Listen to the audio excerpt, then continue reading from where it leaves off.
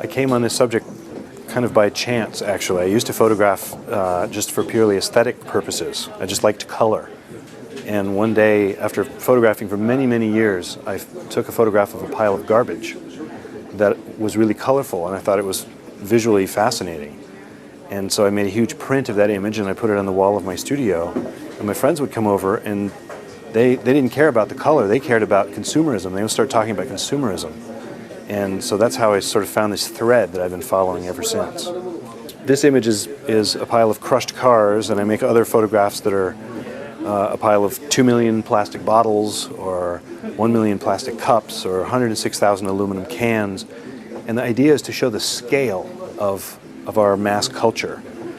Because the only other way we know about the scale of our mass culture is through statistics. And when we read these statistics, these numbers, these huge numbers on a page, it's hard to feel anything. We can't comprehend numbers like 1 million of something, or 100 million, or 210 billion plastic bottles used a year.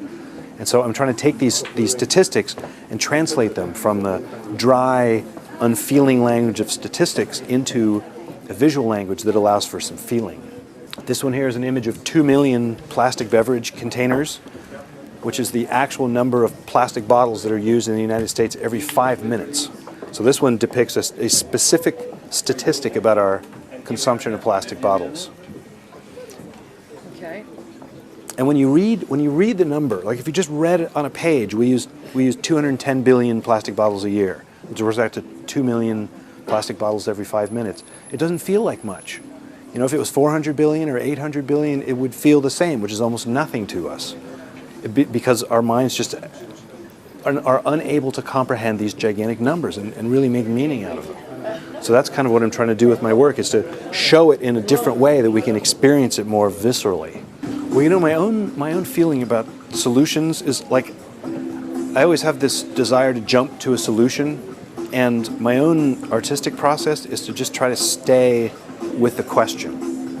Because we'll get to the solutions. And here at this event, there are people who are going to talk about solutions. But to me, there's a tremendous value in just feeling the feeling that comes with comprehending the enormity of the problem. And it's not always a comfortable feeling. You know, there can be a lot of anxiety when one experiences the enormity of some of our cultural problems. And to get out of that anxiety, we want to say, okay, what's the solution? Quick, give me the 5-point memo. And my own thing is, let's stay with that feeling a little bit and really let it sink in.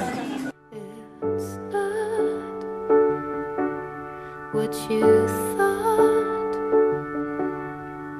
when you first began it.